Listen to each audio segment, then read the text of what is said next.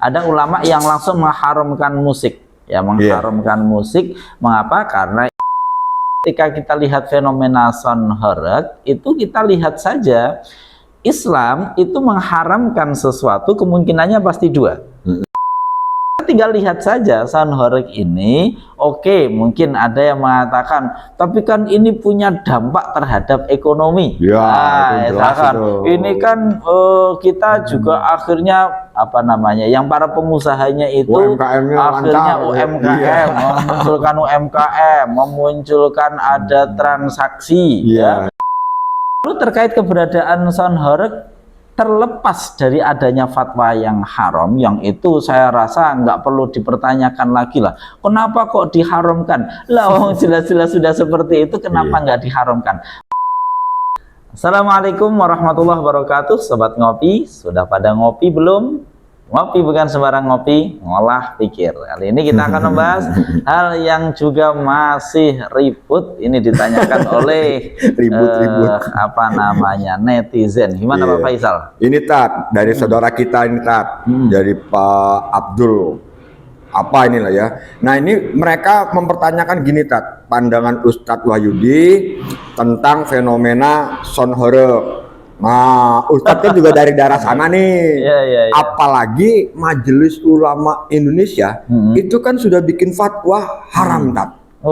Tapi nyatanya masih banyak, Tat. Nah, coba masih terjadi. Masih terjadi. Bahkan terakhir itu ada juga yang sempat meninggal. Banyak sekali lah hal-hal yang meninggal. Siapanya itu yang meninggal? Yaitu penikmat atau penonton atau mungkin masyarakat yang yang ada di situ. Nah, mungkin dari Ustadz sebagai warga Jawa Timur juga mungkin bisa mencerahkan teman-teman kita ini. Baik Sobat Ngopi, ini ada yang bertanya terkait dengan sound horeg. Horeg ya? Jadi itu bukan horeg ya? Bukan horeg. Saya dari Jawa Timur, setahu saya ini Pak Faisal, setahu saya itu jadi ada yang membacanya sound horeg. Sebenarnya bukan horeg kalau setahu saya kan asli Jawa Timur ya. Jadi itu horeg itu bergetar ya. Jadi kalau waktu saya kecil misalkan ada gempa bumi, kan bumi bergetar, itu kita, wih, bumi ini horeg. Nah, gitu, horeg itu bergetar gitu ya. Jadi ini sound horeg mungkin adalah istilah untuk sound ya, sound system yang di situ saking kencangnya suara kemudian membuat menggetarkan banyak hal. Nah, ini mungkin fenomena dari sound horeg mungkin berasal dari situ. Saya sebenarnya, ini saya akui, saya belum benar-benar melihat ya secara langsung maupun di video. Saya belum benar-benar melihat fenomena dari sound horeg ini. Tapi kalau gambar-gambar saya sudah ya kan.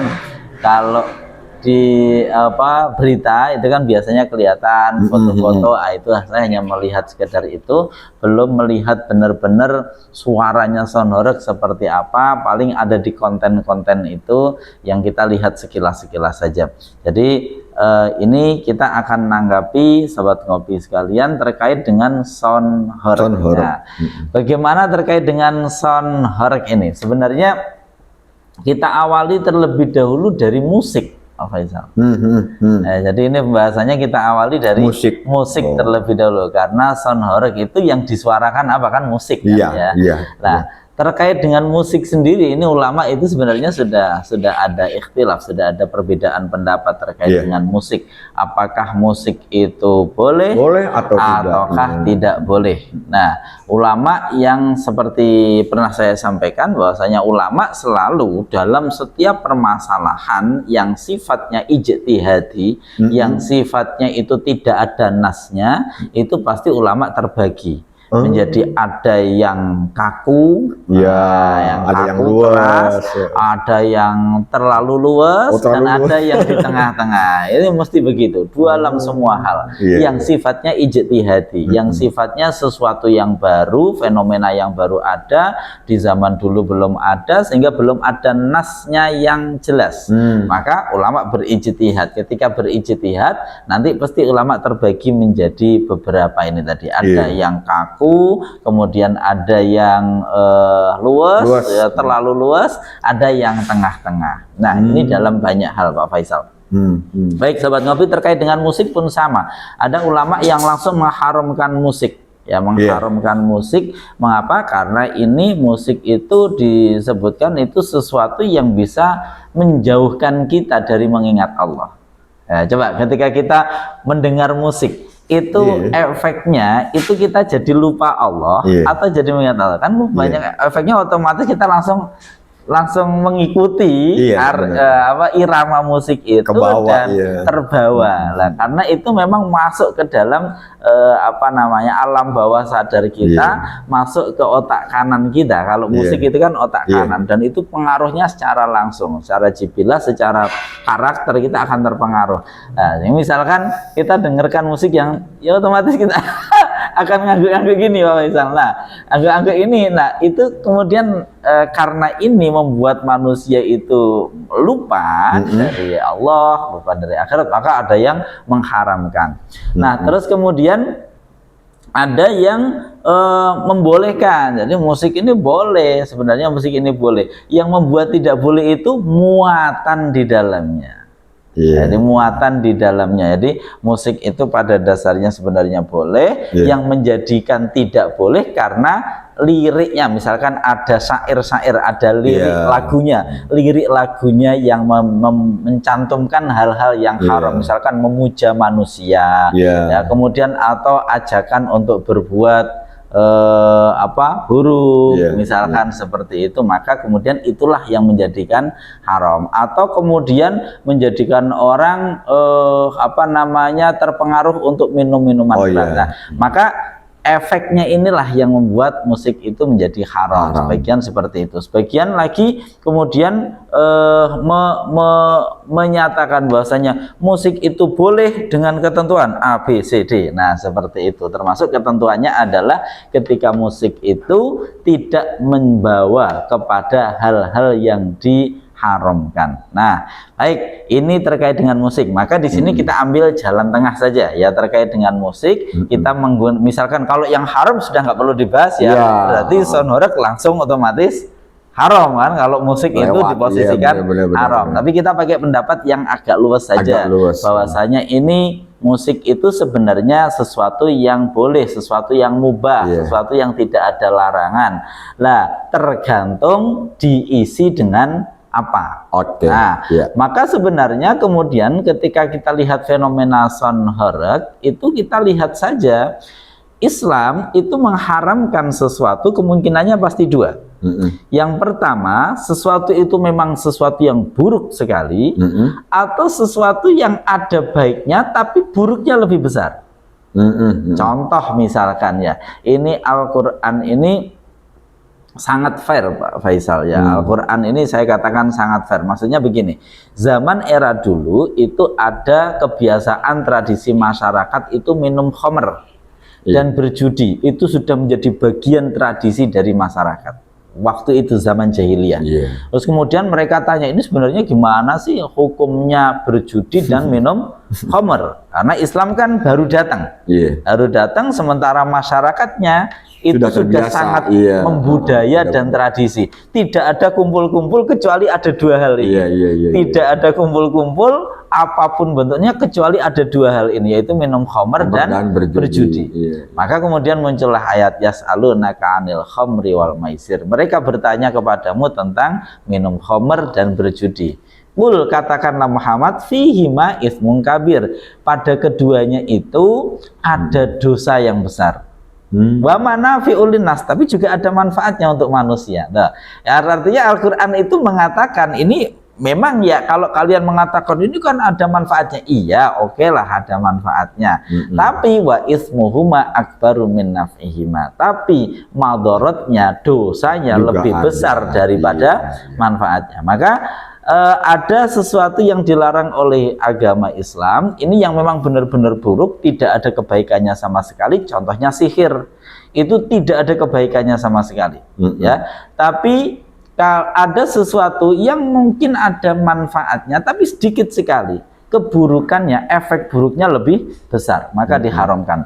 Nah, kita kembali kepada son horeg. Nah, kita tinggal lihat saja son horeg ini, oke, mungkin ada yang mengatakan, tapi kan ini punya dampak terhadap ekonomi. Ya, nah, misalkan, ini kan kita juga akhirnya apa namanya, yang para pengusahanya itu akhirnya UMKM, memunculkan UMKM, memunculkan ada transaksi. Ya.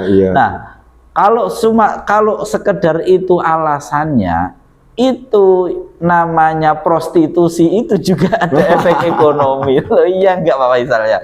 Loh, kalau alasannya sekedar apa, ada efek ekonomi, lah prostitusi juga ada efek ekonomi. Ya, hal-hal yang haram, jual beli minuman keras juga ada efek ekonomi. Loh, kalau kita lihat misalkan Amerika termasuk pemasukan terbesarnya dari mana? Judi.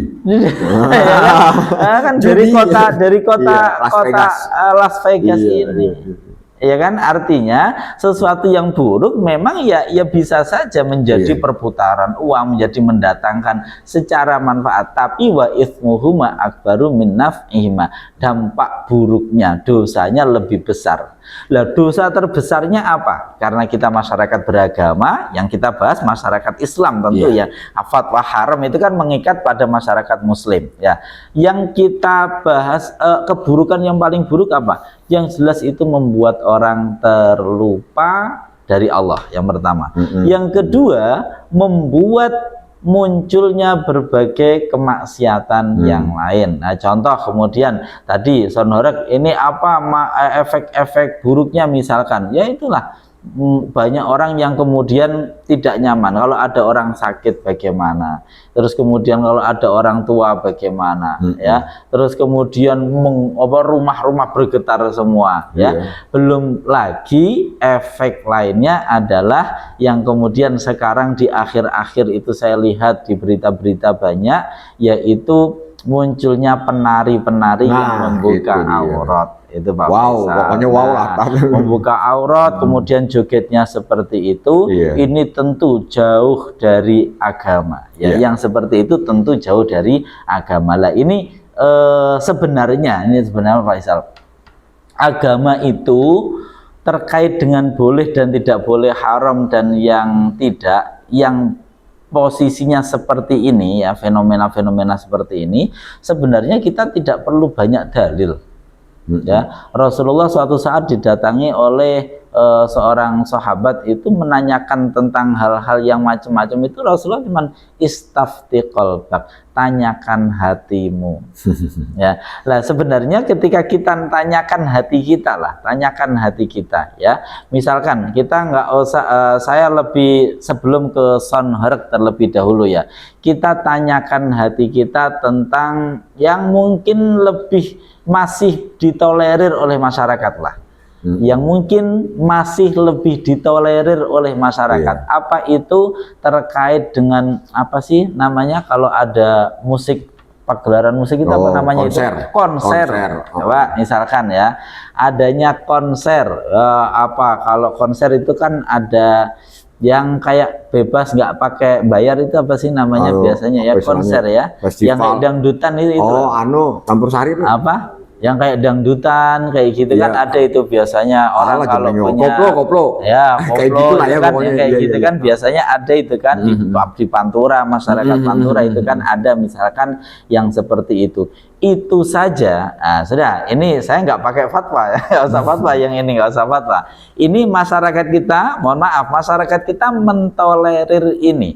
Tapi coba dalam kehidupan kita beragama, pertanyaannya, kalau kita tanyakan kepada hati kita, itu sebenarnya itu menjadi sesuatu yang apa namanya ya, yang mendekatkan kita kepada Tuhan atau menjauhkan. Itu saja, nggak usah dijawab.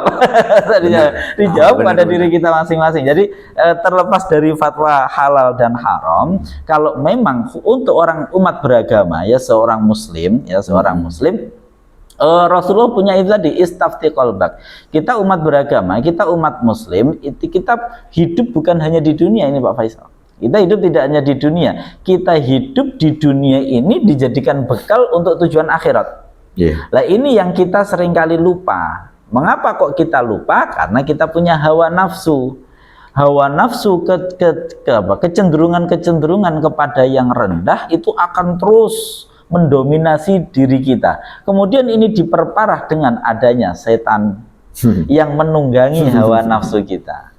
Coba misalkan ini terkait ini, kita ngomong ngalor ngidul dulu ya. Ngalor ngidul dulu. Misalkan ini saya tanya lah Pak Faisal. Kita tanya Pak Faisal lah ya. Mungkin mewakili sobat ngopi. Mewakili sobat ngopi. Misalkan mata kita itu lebih enak mana? Melihat istri apa cewek lain? Cewek lain. Langsung tak singkat cewek lain dong. Menikmati istri atau menikmati perempuan lain? Pasti rata-rata melihat tadi ya. Ya, melihat. Bukan menikmati ya, melihat. Melihat kan menikmati. Oh iya maksudnya menikmati dalam artian melihat, bukan menikmati yang itu ya. Melihat ya. Menikmati untuk melihat lah, jangan menikmati yang sama. Melihat saja dulu. Betul. Orang lain kan menikmati, orang lain. Itu kita lebih menikmati melihat istri atau nah sebenarnya, tapi itu namanya kecenderungan hawa nafsu. Iya betul. Tapi kalau kita tanyakan hati kita, sebenarnya yang lebih mendekatkan kita kepada Allah, menikmati melihat istri atau menikmati melihat orang lain. Yang kalau kita pembahasannya adalah yang membuat kita mudah mendekat kepada Allah, yang mana? Tentu yang halal, dan yang halal adalah istri kita. Nah ini intinya yang ingin saya sampaikan, bahwa kita ini punya kecenderungan hawa nafsu. Hawa itu keinginan, nafsu itu jiwa. Keinginan jiwa kita itu menuju kepada tadi yang rendah-rendah tadi. Nah agama itu kemudian mengajarkan kita untuk mengeliminasi ini, untuk mengendalikan hawa nafsu ini. Itu Pak Faisal. Jadi hawa nafsu ini dikendalikan. Semua bentuk peribadatan di dalam agama itu fokusnya adalah untuk mengendalikan keinginan-keinginan hawa nafsu. Sehingga kemudian ada puasa itu agar mengendalikan hawa nafsu kita. Ada zakat mengendalikan hawa nafsu kita dari ketamakan. Dan semuanya itu intinya adalah apa? Mengendalikan hawa nafsu. Nah, Sobat Ngopi, kita kembali lagi. Lalu terkait keberadaan sound horeg, terlepas dari adanya fatwa yang haram, yang itu saya rasa nggak perlu dipertanyakan lagi lah. Kenapa kok diharamkan? Lah jelas-jelas sudah seperti itu, kenapa nggak diharamkan? Meskipun toh misalkan, ini masyarakat kadang terpancing dengan fatwa haram. Misalkan tanpa ada fatwa haram, pertanyaannya ya, menikmati musik yang menggelegar seperti itu sambil ada tarian-tarian perempuan-perempuan yang apa namanya vulgar, erotis, seksi seperti itu, membuka aurat. Kita sebagai seorang muslim tanpa pakai fatwa, tanpa pakai dalil, tanyakan saja hati, istafti qalbak, tanyakan hatimu, apakah itu akan menghubungkanmu dengan Tuhan atau justru menjauhkanmu kepada Tuhan. Nah ini Pak Faisal kira-kira. Nah kalau misalkan terkait dengan fatwa haram, menurut saya ya memang tidak ada yang bisa mendukung untuk diperbolehkannya sound horeg dari sisi dalil-dalil agama. Karena jelas wa ismuhuma akbaru min nafihima, mungkin itu mungkin redaksinya Khomer dan judi itu mungkin bisa dipakai. Mungkin memang ada efek positifnya, tapi kecil sekali, sekali, dan itu efek buruknya lebih besar, dampak buruknya. Dan kemudian pada waktu itu Khomer ya dan judi itu efeknya tidak meluas, lebih kepada orang si pelakunya. Ya, kalau Khomer dan judi itu kan efeknya lebih kepada si pelakunya. Kalaupun toh nanti muncul keburukan dari pelakunya itu masih terbatas. Tapi kalau sound horeg ini enggak. Dia umum, ketika dibunyikan di sini semuanya yang berada di radius suara itu akan terkena. Nah, berarti kan lebih parah dia. lebih parah. Dan kemudian di situ pasti juga akan muncul orang-orang yang kemudian minum minuman keras, muncul yang tadi tarian-tarian erotis. Nah, maka saya sampaikan tampaknya ya memang tidak ada sama sekali sesuatu yang bisa membuat kemudian ini dinyatakan halal ataupun mubah boleh. Ya, nah, karena kalau terkait musiknya ini ulama ada menyatakan boleh, tapi penggunaan musik yang dengan model seperti sound horeg itulah yang kemudian menjadi masalah. Tapi sound kan, nah ini bukan tentang soundnya, bukan tentang musiknya. Kalau musik tadi kita sudah sampaikan di awal, ada yang ulama yang menyatakan boleh, tapi muatannya ini apa? Ya, cara menyampaikannya bagaimana?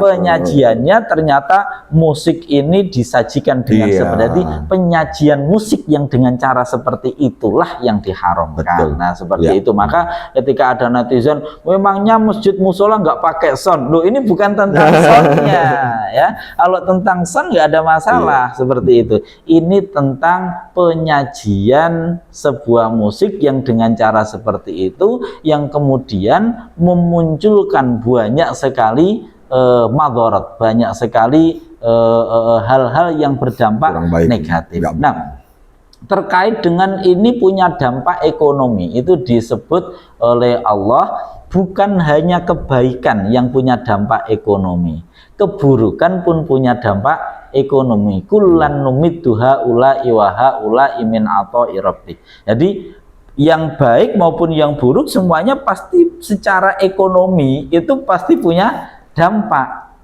ya. Misalkan tadi saya sampaikan, ya, orang jual minum-minuman keras, ya ada dampak ekonomi. Berjudi, bikin kasino ya di Las Vegas, ada dampak ekonominya. Bikin prostitusi, ya ada dampak ekonomi. Semuanya kalau pertimbangannya seperti itu, lalu di mana nanti peran agama? Nah, terakhir tadi yang ingin saya sampaikan, istafti qalbak. Mali dalam beragama ini yang sering sekali tidak kita gunakan lagi di waktu di zaman yang dewasa ini, itu yang sering sekali tidak disentuh oleh kita umat beragama adalah penggunaan hati.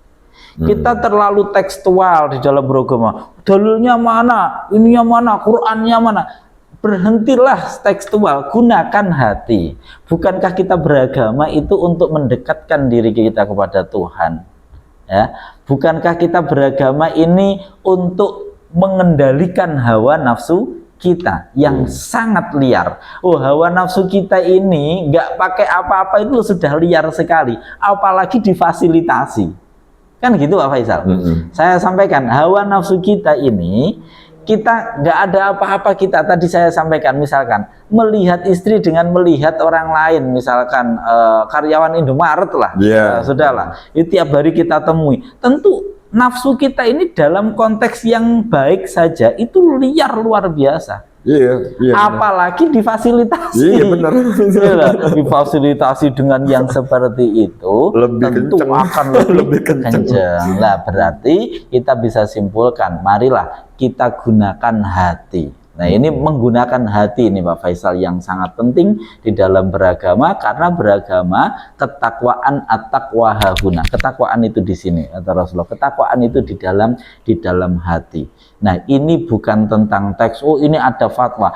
Pertanyaan saya, misalkan pun tidak ada fatwa dari MUI, apakah hati kita setuju dengan penampilan-penampilan sound horeg itu? Hati sebagai seorang yang beriman, bukan hawa nafsu. Nah, ini yang perlu kita pertanyakan ke dalam diri kita. Gitu kira-kira Pak Faisal terkait dengan sound horeg. Nah, himbauan saya, saran saya kepada para pelaku usaha, ada satu istilah ya, man tarokal haram nalal halal. Barang siapa kok berani meninggalkan yang haram, maka dia akan mendapatkan yang halal. Ya, ini penting sekali. Man tarokal haram nalal halal. Maka jangan terlalu fokus, waduh nanti saya hancur, rugi. Jangan. Kalau memang Anda adalah orang yang beragama, Anda mengingat bahwa Anda diciptakan oleh Allah, Anda harus mengingat bahwa itu bisa menjauhkan masyarakat dari Allah, itu akan membuat suatu bentuk fenomena kemaksiatan baru di Indonesia. Kalau Anda mengingat itu, maka sudah cukuplah, tinggalkan itu dan Allah akan menggantikan dengan yang halal. Man tarakal haram nalal halal. Seperti itu, kurang lebih Pak Faisal. Ada lagi? Ya nanti saya ke rumah, horeknya saya di rumah aja lah, pakai Walkman. Makasih Tat. Itu kira-kira. Jadi semoga kita semua mengingat dengan hati.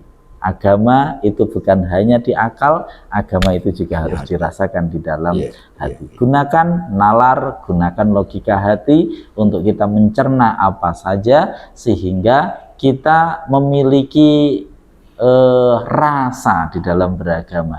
Tidak hanya beragama dengan logika dan dalil yang sifatnya tekstual, tapi beragama dengan rasa. Kita upayakan beragama kita menggunakan rasa, apakah ini mendukung ketakwaan saya ataukah tidak. Sementara Rasulullah pernah bersabda, ad-dunya mal'unah, dunia ini semuanya terlaknat, mal'unun ma fiha illa dzikrallah wa mawalaha. Semuanya terlaknat dunia ini. Terlaknat itu artinya putus dari keberkahan, putus dari rahmat Allah, kecuali mengingat Allah dan segala sesuatu yang mensupportnya, segala sesuatu yang bisa yang mengikuti atau yang bisa mensupport itu apa? Mendukung adanya kita mengingat Allah. Maka jika kita memang beragama, ingin beragama dengan benar, pertanyakan apakah segala sesuatu ini membuat saya mendekat kepada Allah atau justru menjauhkan saya kepada Allah. Demikian sahabat ngopi, yuk kita ngopi. Olah pikir. Terima kasih Pak Faisal. Assalamualaikum warahmatullahi wabarakatuh. Waalaikumsalam warahmatullahi wabarakatuh.